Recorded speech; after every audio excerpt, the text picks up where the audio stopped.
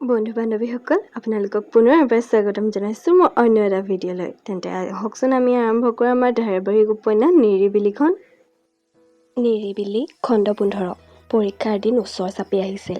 বিশ্ববিদ্যালয়ৰ প্ৰথম পৰীক্ষা হিচাপে সন্ধ্যাহঁতৰ ভয় সংশয়ৰ লগতে উত্তেজনাও আছিল যথেষ্ট। বিশেষকৈ অসমীয়া মাধ্যমৰ পৰা অহা সন্ধ্যাৰ এই ক্ষেত্ৰত বেছি অসুবিধাৰ সন্মুখীন হৈছিল। সেইবাবে তাই চেষ্টাও কৰি গৈছিল যথেষ্ট। আবেলিৰ সময়খিনি আজিকালি সন্ধ্যাৰ প্ৰায় লাইব্ৰেৰীতে পাৰ হয়।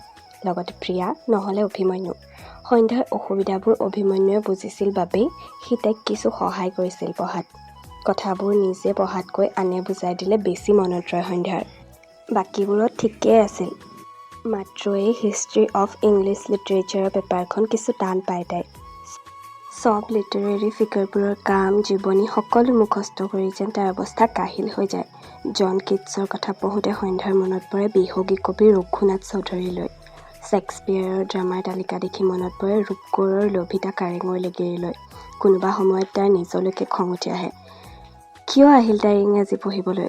আমাৰ নিজৰে ইমান ধুনীয়া সাহিত্য আছে, তথাপি বেলেগৰবোৰ কিয় পঢ়িব লাগে বুজি নাপায় সন্ধ্যাই।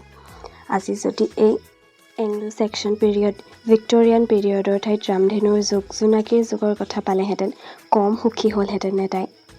পালে, সেইবোৰৰ বিষয়েও পালে তাই এমাইলৰ অসমীয়া পেপাৰখনত। কিন্তু সেয়া যেন পৰ্যাপ্ত নহয়। উপায় নাই, আহিলে যেতিয়া পঢ়িবতো লাগিবই, সেইবাবে যিমান পাৰে চেষ্টা কৰি গৈছিল তাই। সেইদিনা আছিল শুক্ৰবাৰ, অহা সোমবাৰৰ পৰা পৰীক্ষা।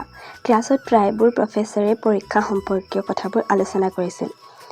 10:30 পৰা ব্ৰেক। সেই সময়ত অভিমন্যু আৰু সন্ধ্যা গৈছিল এমিনিটিলৈ। সদায় দৰে এমিনিটি আজিও মানুহৰে ভৰ্তি। সিহঁত সোমাই যাওঁতে সোঁফালে থকা ঘূৰণীয়া টেবুলখনৰ পৰা কোনোবাই চিঞৰিলে, ঐ অভিমন্যু, বাহ ছোৱালীৰ লগত লৈ আমাক পাত্তাই নিদিওঁ আৰু ন? ঘূৰি চাই অভিমন্যু আগবাঢ়ি আহিল। লিপিস্মিতা আৰু নিবেদিতা বহি আছিল, দুয়োজনী মেছকম ডিপাৰ্টমেণ্টৰ। অভিমন্যুহঁততকৈ ছিনিয়ৰ। অভিমন্যুৰ লগত নাটকৰ জৰিয়তে চিনাকি। সিদ্ধাৰ্থ দাহঁতৰ লগত লগ লাগি সিহঁতে এখন নাটকৰ প্ৰেক্টিচ কৰি আছে। সন্ধ্যাকো কৈছিল, কিবা অসমীয়া উপন্যাস এখনৰ নাট্যৰূপ। নামটো কি আছিল জানো? সন্ধ্যাই সোধাই নহ'ল। লিপি বাহঁতৰ ওচৰ চাপি অভিমন্যুৱে সন্ধ্যাক চিনাকি কৰাই দিলে। অ' সিদ্ধাৰ্থ দা ভণ্টি ন? বৰ মৰম লগা দেই। সন্ধ্যাই তলমূৰ কৰিলে। পিছে তোমালোক ইয়াত যে, ক্লাছ নাই? অভিমন্যুৰ প্ৰশ্নত হাঁহি হাঁহি ক'লে নিবেদিতা বাই।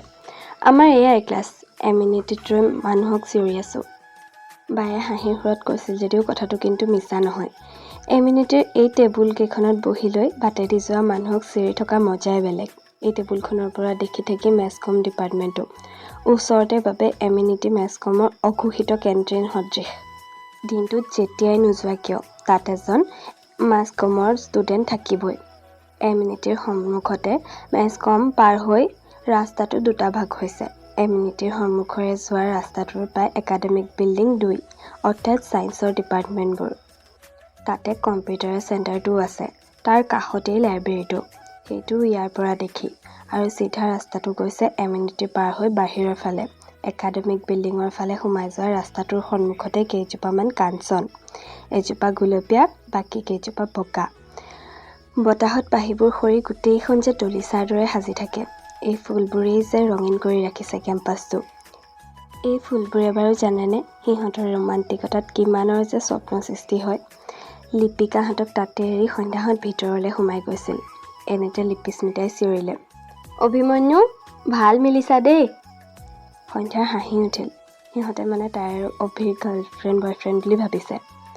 ঐ, সিহঁতে মোক তোক গাৰ্লফ্ৰেণ্ড বুলি ভাবিছে বুজিছ? কৈ দিবি মই সেইচব নহয় বুলি। কেতিয়াও নাভাবে, কাৰণ এই অভিমন্যুৰ গাৰ্লফ্ৰেণ্ড হ'লে গোটেই ইউনিভাৰ্চিটিয়ে ঘূৰি ঘূৰি চাব। ঠিক হে? ঠিক মে হুনাৰ ডাইলগটো কপি মাৰিছিল সি। আগতে নিজক চাই আহিবি আইনাত বুলি মুখ জোকাৰিলে সন্ধ্যাই। কি যে মানে, এইটোৰ লগত প্ৰেম কৰা যদি কম দুৰ্ভাগ্য হ'বনে বাৰু? ভিতৰত অৰ্ডাৰ দিবলৈ লৈ সন্ধ্যাই ক'লে, আজি তই খুৱাবি। কেতিয়াও নোখোৱাই বুলি জানিলেও তাই আহিয়ে এনেকৈ কোৱাটো যেন সন্ধ্যাৰ নিয়মেই। অভিমন্যুৱে তাৰ পইচা নাই ডাইলগটো মাৰিব লওঁতেনে পিছফালৰ পৰা কোনোবাই মাত দিলে, অভিমন্যু প্লিজ আজি চিংৰা এটা খোৱা না, I miss my breakfast today. Sandhya আৰু অভিমন্যু দুয়োটাই ঘূৰি চাই দেখে পৰি ৰৈ আছিল। তাই এটা হাত অভিমন্যুৰ বাহুত। লোৱা লোৱা, ন' প্ৰব্লেম। হাঁহি মুখেৰে ক'লে অভিমন্যুৱে। ইফালে সন্ধ্যাৰ যেন খং আহি নাক পাইছিলহি। আজিলৈকে মোক কফি একাপ খোৱাৰ ৰেকৰ্ড নাই, আৰু এইজনীক কিন্তু পৰীৰ আগত একো মুখ ফুটাই ক'ব নোৱাৰি মই ক্লাছ চাওঁ বুলি আঁতৰি গ'ল সন্ধ্যা। এতিয়া এনেও তাৰ প্ৰেমপেনীয়া প্ৰেমলীলা আৰম্ভ হ'ব। তাই সেইসোপা চাই থকাৰ ইচ্ছাও নাই, সময়ো নাই। খৰ খোজেৰে আঁতৰি গ'ল তাই। এবাৰ অভিমন্যুৱে ৰণা বুলি চিঞৰিছিল হ'বলা, তাই নৰ'ল। একে কোবে আহি ডিপাৰ্টমেণ্টৰ সন্মুখ পালেহি। চাইকেল ষ্টেণ্ডটোত অনুৰণ। ইমান দৌৰা-দৌৰি যে? সিয়ে সুধিলে। তাই বেছিয়ে খৰকৈ আহিল নেকি বাৰু? এই অভিডালৰ খঙত ক'বই নোৱাৰে। নাই, এনেই। তুমি? সি চাইকেলৰ পৰা নমা দেখি সুধিলে। ৰুমমেটে চাবি পাহৰিলে, দি আহিলোঁ। সি ক'লে, যাওঁ ব'লা। সন্ধ্যা যাবলৈ লওঁতেনেই কাৰোবাৰ মাত। ৰীণা বা ৰৈ আছিল। তাই আগবাঢ়ি গ'ল। অনুৰণ ষ্টেপটোৰ কাষতে ৰ'ল। বাহ সন্ধ্যা, অফ ক্লাছ খুব এনজয় কৰিছা ন? পিছে বৰ ধুনীয়া লাগিছে আকৌ দেই দুজনক। এই বুলি কৈ ৰীণা বা আঁতৰিল। ধেত, এই বাজনীও যে। সি শুনিলে নেকি বাৰু? ভিতৰলৈ গ'ল সন্ধ্যা, লগে লগে অনুৰণো। কোনেও একো মাত মতা নাই। সন্ধ্যাচোন কিবা তাৰ মুখলৈকে চাবলৈ সাহস হোৱা নাই। কিয় বাৰু? বুকুখনৰ ধপধপনিটোও বাঢ়ি আহিছে। কিয় বা? অলপ আগতেতো লিপি বাহঁতেও অভিমন্যুৰ লগত জোকাইছিল। তেতিয়াচোন তাইৰ হাঁহিহে উঠিছিল। সিহঁত দুয়োটাইতো তাইৰ বন্ধু। তেন্তে এই লাজটো অনুৰণৰ লগত থাকিলে ক'ৰ পৰা আহে জানো? কিয় এনেকুৱা হৈছেনো? ভাবি ভাবি ক্লাছৰুমত সোমালগৈ তাই। ইয়াত যে এইটো এটা নিয়মে, ল'ৰা এটা ছোৱালী এজনীৰ লগত দেখিলেই লগালগ সিহঁতক প্ৰেমিক প্ৰেমিকা সাজি লৈ জোকাবই। অৱশ্যে সেয়া অকৃত্ৰিম ধেমালিয়ে, কোনেও ধৰি নাথাকে আৰু জোকোৱাজনেও পাহৰি যায়। আজি শেষৰ ক্লাছটো শৰ্মা ছাৰে কিছু সোনকালেই এৰি দিলে। আগষ্ট মাহৰ ৰ'দ। সন্ধ্যা যেন অশান্তি লাগিছিল হোষ্টেললৈকে খোজকাঢ়ি যাবলৈ। ক্লাছৰুমৰ পৰা বাহিৰৰ ৰ'দ দেখি তাই অভিমন্যুক খাটনি ধৰিলে। মোক থৈ আনা হোষ্টেলত প্লিজ। হয় নেকি? মোক কি ড্ৰাইভাৰ পাইছিলি?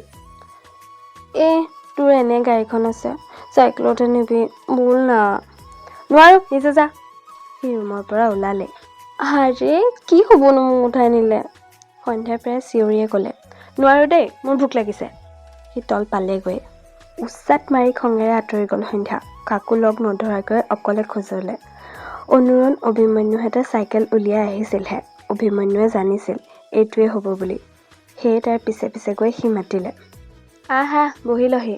নাযাওঁ, মই অকলে যাম বুলি আগবাঢ়ি গ'ল তাই। এইটো কথা কয় নেকি? মুখখন ফুলি গৰমত আৰু ৰঙা পৰিছিল তাইৰ। কপালত বিন্দু বিন্দু ঘাম লিপিত খাই থকা চুলিকেইডাল জোৰকৈ পিছফালে ঠেলি আগবাঢ়িছিল সন্ধ্যা খৰখোজেৰে। তাইৰ খঙত হাঁহি উঠিছিল অভিমন্যুৰ। যিমানেই খং নুঠক, সি পিছে ভালকৈয়ে মনাব পাৰে তাইক। আৰু সি মনাব বুলি জানে বাবেই চাগে তাইও বাৰে বাৰে অভিমান কৰে। সেয়েহে আকৌ তাইক লগ কৰি চাইকেলত উঠাম ভাবি পেডেল মাৰিব লওঁতেনেই পিছফালৰ পৰা কোনোবাই মাত দিছিল। অভিমন্যু, প্লিজ মোক লৈ যোৱা না। ছোৱালীজনী পৰি। তাই চাইকেলৰ পিছত উঠিলেই। আন সময়ত হোৱা হ'লে এজনী ছোৱালীয়ে এনেকৈ নিজে আহি কোৱাৰ পাছত অভিমন্যুৱে মানা কৰাৰ প্ৰশ্নই নুঠে। পাৰিলে সি নিজেহে মাতি উঠাব। কিন্তু আজি পৰিস্থিতি অলপ বেলেগ। সন্ধ্যাক নিনিওঁ বুলি কৈ এইক উঠাই নি সন্ধ্যাৰ লগত লাগি ল'বলৈ তাইৰ মন নাই। চৰি পৰি, আচলতে সন্ধ্যাক থ'বগৈ লাগে মই। তাইচোন গ'লেই, এতিয়া মোকে থৈ আহা না প্লিজ। তাই ননমাই হ'ল। উপায় নাপাই লৈ গ'ল অভিমন্যুৱে। বাটত সন্ধ্যাক পালে। যিহেতু তাই বেছি দূৰ পোৱাই নাছিল, পোন্দোৱা মোৱাকৈ তালৈ চালে তাই। অভিমন্যুৱে জানে এই চাৱনিৰ অৰ্থ। অসহায় হৈ সি আঁতৰি গ'ল। গৰমত গোটেই বাটটো খোজকাঢ়ি আহি ৰুমত সোমাই বেগটো বিচনালৈ দলিয়াই দিলে সন্ধ্যাই। অভিমন্যুৰ ওপৰত উঠা খঙে যেন তাইৰ চুলিৰ আগ পাইছিল। কেনেকৈ কৰিব পাৰে সি এনেকুৱা? পৰীক মানে সি আগেয়ে কৈ থৈছিল। সেইবাবেই তাই বাৰে বাৰে কোৱা সত্ত্বেও তাইক আনিব নোৱাৰিলে। নাই, এই ল'ৰাটোক আৰু সহ্য নকৰে তাই। কথাবোৰ ভাবি থাকোঁতে প্ৰিয়া সোমাই আহিল ৰুমলৈ। তোক বিচাৰি আছিলোঁ অহাৰ সময়ত, অকলে গুচি আহিলি যে? এনেই বুলি সন্ধ্যাই ক'লেও প্ৰিয়াই বুজিছিল যে কিবা এটা হ'ল। পিছে সেইটো সন্ধ্যাই নিজে নক'লে কাৰো সাধ্য নাই উলিয়াবলৈ। গতিকে সুধি নাথাকি তাইক ভাত খাবলৈ লগ ল'লে প্ৰিয়াই। ভাত খাই থকাৰ মাজতে হঠাৎ প্ৰিয়াই অনুৰণৰ কথা উলিয়ালে। আজি অনুৰণৰ কি হ'ল জানো? কিয়, কি হ'ল? সুধিলে সন্ধ্যাই। নাজানো, চাইকেলখনলৈ বহুত টাইম ডিপাৰ্টমেণ্টৰ আগত কাৰোবালৈ ৰৈ আছিল। সুধোতেও একো নাই বুলি ক'লে। প্ৰিয়াৰ কথাত মনত পৰিল সন্ধ্যা। তাই অভিমন্যুক চাইকেলত নিবলৈ কৈ থাকোঁতে কাষতে অনুৰণো আছিল আৰু ষ্টেণ্ডৰ পৰা চাইকেল উলিয়াই থকাৰ বাবে তাই অকলে গুচি অহা সি দেখা নাছিল। কিন্তু কিয় ৰৈ আছিল বাৰু অনুৰণ?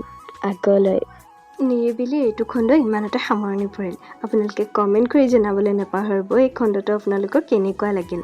আৰু আহি থকা খণ্ডসমূহ শুনিব বিচাৰে যদি মোৰ চেনেলটো ছাবস্ক্ৰাইব কৰি ৰাখিব। আজিলৈ আহিছোঁ দেই।